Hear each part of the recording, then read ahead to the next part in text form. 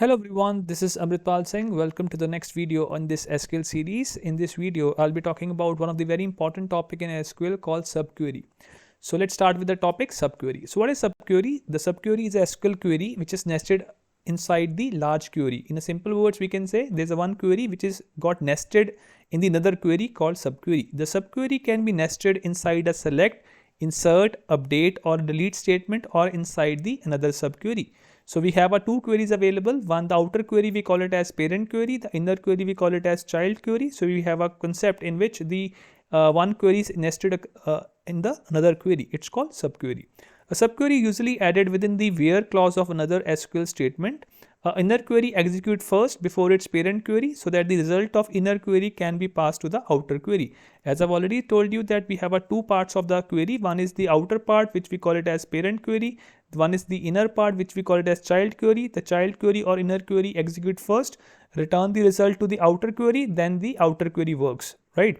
This is the simple syntax of the subquery. You can see it here. This red color portion is the inner query and the outside portion is called the parent query. So select list from table where some operator, it can be any operator exists and some other operator which I'll be listing in my upcoming videos.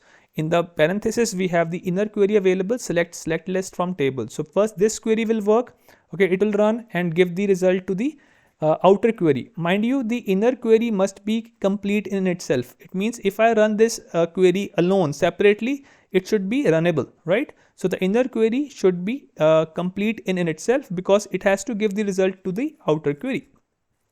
Let's see one example that when we have to use the subquery. Let's suppose we have a table available in which I got 4 columns available: ID, name, salary and department ID, and these are the 5 rows I have got.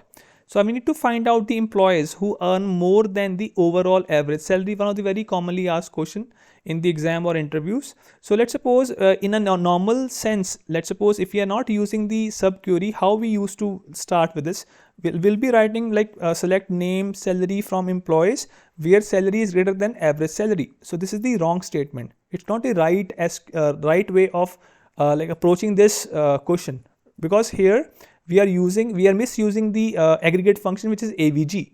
So here I've written, since AVG is a group function, you can only use it in the select statement or in a having clause. But here neither we are using inside select or nor we are using in the having, right? So it means how we can tackle this problem. So we can tackle this problem with the help of subquery. So subquery will come into play in such kind of situations. So this can be done using two approaches. The very first approach says create a query to compute the average and store in a new table, then reference it as a subquery. Or second approach, direct subquery. Let's see the example here. The approach one says I'll be creating another table, separate table with the name average salary by selecting the average salary from the current table, right, from the employees. It means I'll be storing the result of the average in another table, right? And then I'll be running my query the way I have running it earlier, the select name salary from employees where salary greater than. Earlier we were writing AVG of salary, but instead of using AVG of the salary, we can write select average salary from the AVG salary. Means because we have made a table which is only storing that single row, okay, which is the average. So we are just using this comparison operator and we are just comparing with that salary which is stored in another table. So this is the first approach, which is the indirect approach, but the more optimal way is the second approach. Second approach says the direct subquery. It says select name salary from employees where salary greater than, then we have the inner query in which we have written select AVG of salary from employees. In this case, we are not creating another table, separate table. We're just writing the simple aggregate function here in this parenthesis, and then we are comparing with the outer query. So in this case, the inner query give the result to the outer query and outer query will compare and give the result to us, right? This is the second approach, which is called as a direct way of using the subquery. So this is just the introductory video of this topic subquery. I'll be coming up with the new examples and like some fundamental concepts in the upcoming videos of the subqueries. I hope you must have understood the concept.